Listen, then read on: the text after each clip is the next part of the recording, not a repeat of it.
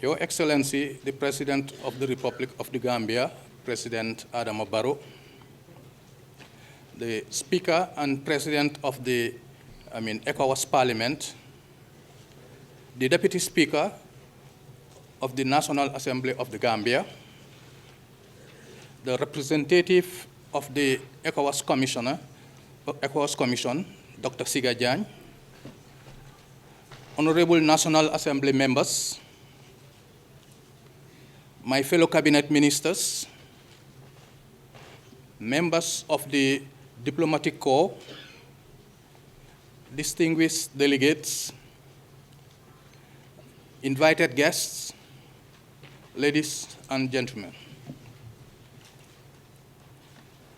Let me first thank the Speaker and President of the ECOWAS Parliament, Honorable Mustafa Cissé Lo, for bringing this important meeting and the extraordinary session of the ECOWAS Parliament to the Gambia to evaluate the fourth legislature of the ECOWAS Parliament with focus on implementation of the strategic plan and supplementary act on the enhancement of powers of the Parliament.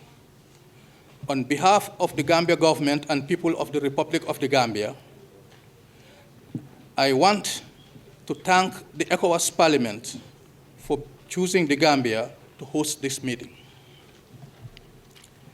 The importance of this meeting cannot be overemphasized, given the fact that the Vision 2020 of ECOWAS is ending this year. It is therefore important that we assess ourselves and to take stock of how far we have gone in attaining the objectives defined in the Vision 2020 and what lessons we have learned during the course of the implementation of the order to for deeper economic integration of our region in order to attain the objectives of the ECOWAS of people. Not only ECOWAS of nations, but ECOWAS of people. In pursuing the objectives of ECOWAS, the ECOWAS Parliament will remain critical for fostering our regional integration. Without a strong ECOWAS Parliament, regional integration cannot be achieved. Therefore, we must all continue to give the ECOWAS greater authorization and capacity to duly legislate and create the environment for our businesses and people to prosper. We have to give them that leverage.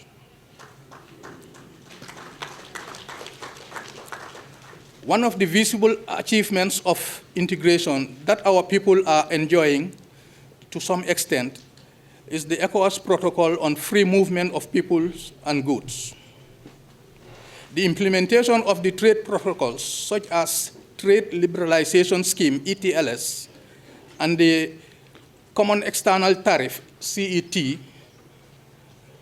are paving ways to attainment of our customs union with the alternative objective of creating a single commodity market.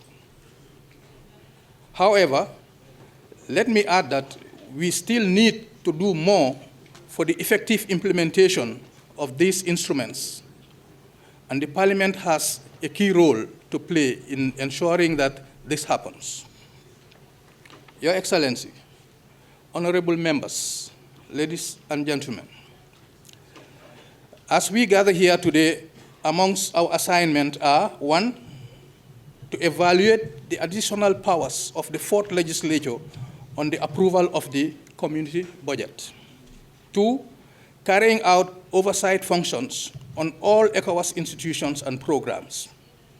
3, co-decision-making powers with the Council of Ministers. These are the 3 core areas to cover. In addition to these newly enhanced powers, the fourth legislature deliberates on how we can effectively address challenges as a community and to come up with recommendations to expedite our regional integration process. Let me emphasize that in order to be successful in this endeavor, we must form and stick to the rule of law, democracy, and good governance in the development and implementation of programs. We must provide enabling legal environment for the integration of the community and effective participation of our populace in the integration process, and the need to have an effective regional dispute resolution mechanism. These are key. Mr. Chairman, our region is faced with challenges relating to irregular migration, organized crime, and terrorism that are seriously affecting the peace and security of our region. Climate change is also impacting negatively on humans and food security in the region, and defining new ways in the implementation of free movement of goods and people and services. We have to take due note of these factors. In addressing these challenges, there must be strong strategic pillars that the Parliament can put in place to promote good governance and improve on the mechanism of conflict prevention, peacekeeping, and security, as well as promote a competitive business environment that support development and cooperation in the region. The work of the Parliament should also be supportive to our efforts to creating a productive and competitive economic environment that enhance our economic integration into the global market, particularly in the waves of the newly established African Continental Free Trade Area. I wish to also commend the Parliament, which with the implementation of some of the provisions of Article 7 relating to the powers of Parliament, including its involvement in the adoption process of community budget and the exercise of parliamentary oversight functions over the activities of the community program, implementing bodies, as well as adoption of appropriate resolutions. However, I would also urge them to expedite the implementation of Article 9 and 12 of the Supplementary Act on mandatory referral, and to initiate model law and to develop guidelines outlining the methodology and process of implementation of some of the provisions of the newly enhanced power of the Parliament.